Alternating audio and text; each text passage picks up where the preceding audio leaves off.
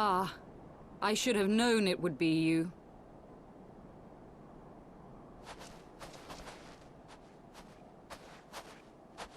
Word reached me of a struggle with a small but well-armed band of trespassers.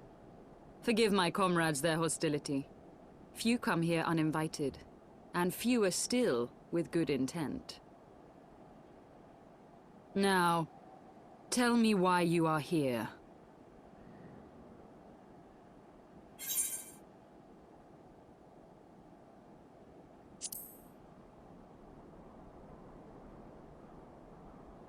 So, you seek to stem the Dravanian tide with talk? A romantic notion. If you but knew the truth, the spark which lit the flames of this animosity, you would understand the futility of your quest. Shall I relate it to you? The sordid history my gift has shown me, that which the Holy See has taken such pains to suppress.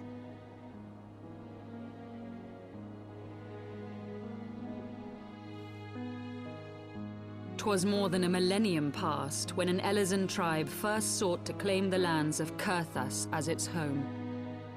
Unfortunately for them, Kurthas was already home to dragonkind, and they were not inclined to make way for the invaders.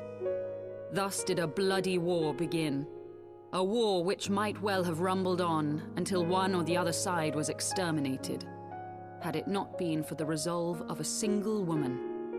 That woman's name was Shiva.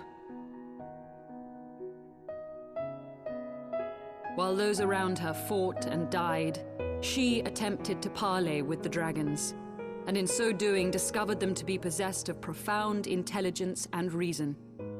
The great worm Hraesvelgar, in particular, so enchanted Shiva that she found herself growing to love the creature, whom her people considered a monster. In the eyes of a near-immortal dragon, however, the fleeting life of an Eorzea is as that of a freshly cut rose. Scarce has the flower bloomed before it begins to fade and wither. Such melancholy musings plagued Hraesvelgar, who had found in Shiva an unexpected and beloved soulmate. He knew that all too soon, death would snatch her away from him. Unable to bear the thought of their separation, the maid bid the worm consume her, that their spirits might be entwined for eternity. Though loath to perform the deed, Hraesvelgar ultimately gave in to her plea, and soon thereafter the tale of their ill-fated love spread throughout the two warring factions. No more could they raise blade or claw against one another, knowing that the souls of their kin were so inextricably bound. In the days that followed, man and dragon learned to live in harmony, and together built a nation unlike any the world had ever known. For 200 years did this blissful age of peace continue, as it would to this day, had vilest envy not stirred in the hearts of the Eorzea. It is said that worms owe their longevity to the boundless reserves of vitality found within their eyes. And 'twas in this belief that a traitorous band of knights deceived their allies of some 2 centuries, and took by force that which they coveted.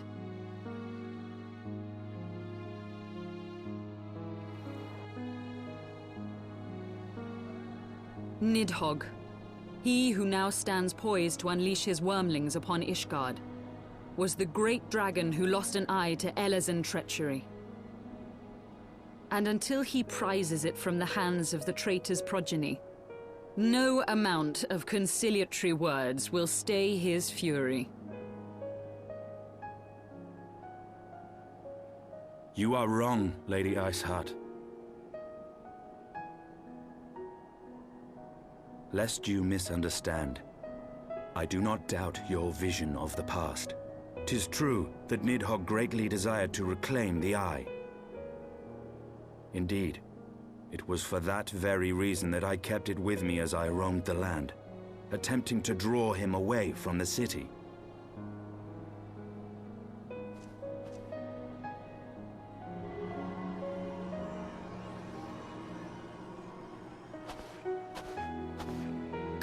gods! Until recently, Nidhogg seemed unable to resist its allure and pursued me relentlessly. Needless to say, that is no longer the case. Now, it would seem, he has fixed his attention on Ishgard itself, though he knows full well the eye does not reside there.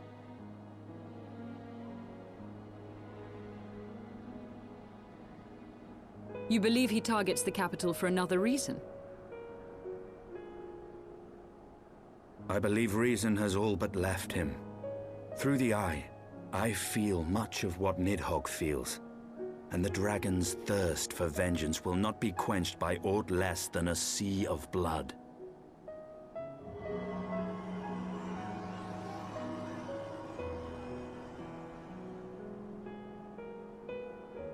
If Nidhogg is indeed lost to reason, might we not seek an audience with Hraesvelgr instead? He has thus far shown no inclination to aid in the invasion of Ishgard, and may yet welcome our efforts to broker a peace. You still believe that a peaceable solution can be found? Very well. I will take you to him.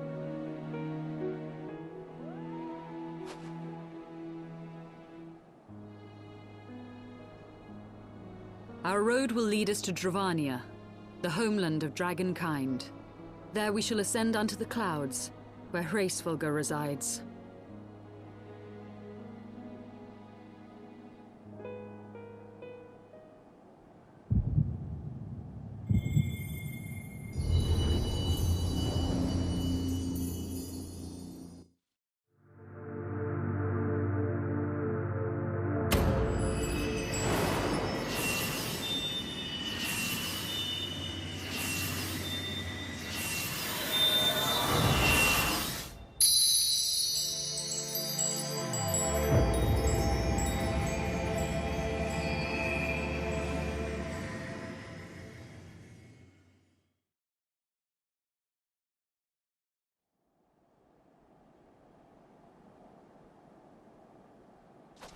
Is aught amiss, my friend? I sense the many battles are beginning to take their toll. Rest a while, and should you lose sight of us, Dravania lies beyond the mountains to the west.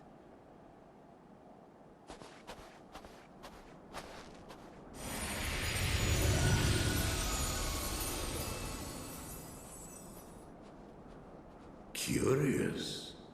The vestiges of thy mistress's blessing are not as faint as once they were.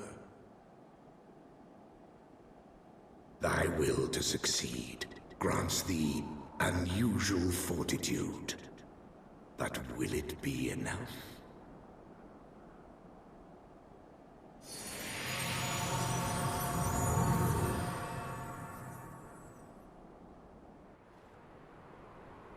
Beyond Abalathia's spine, the great mountain range that spans the continent of Aldenard from east to west.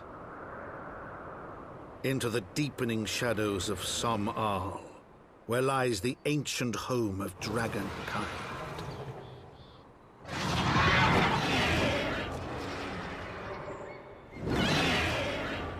To a land where the soil slithers and the skies seethe with sinuous shapes, they came.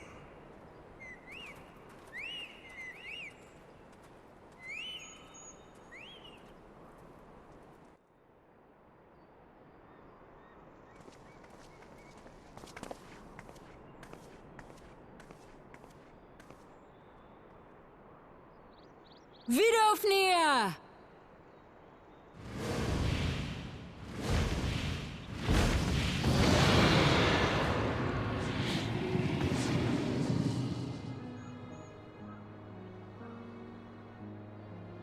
Ah, 'tis thee, little one.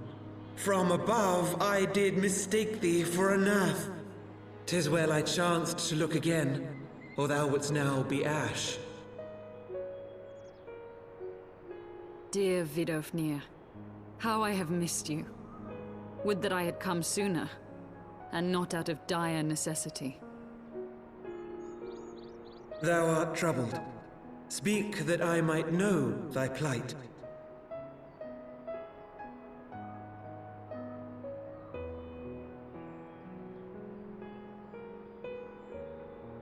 Thou wouldst have father admonish his brood brother. I would end this war without further bloodshed. How am I to believe thee, little one, when thine own companion beareth Nidhogg's stolen eye?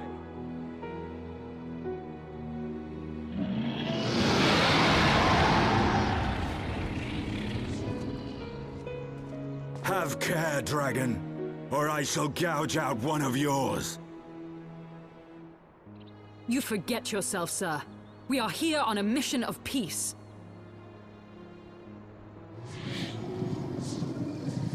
My sire's will forbiddeth me from inviting discord to our home. 'Tis for this reason and no other that thou still drawest breath, knight. Vidofnir, please. We must be allowed to convey our intentions to Hraesvelgar in person, with words of our own choosing. Grant us this favor, and open the way to Som Al. Thou hast ever been welcome, little one. But I cannot grant thy wish. I am bound to remain here, and protect my kin from the Nath's god. The Nath have summoned a primal.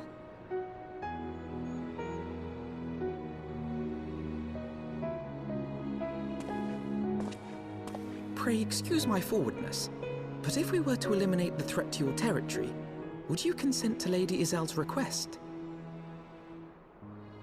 Ha! Dost thou imagine thyself equal to the task? To succeed where dragons have failed?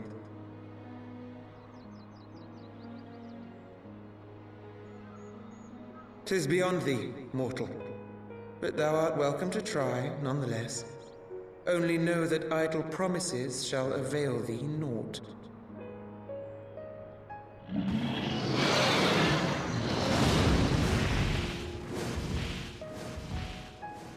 It would seem we have no choice but to make good on Alphino's offer. Why must our every bid for peace breed yet more war?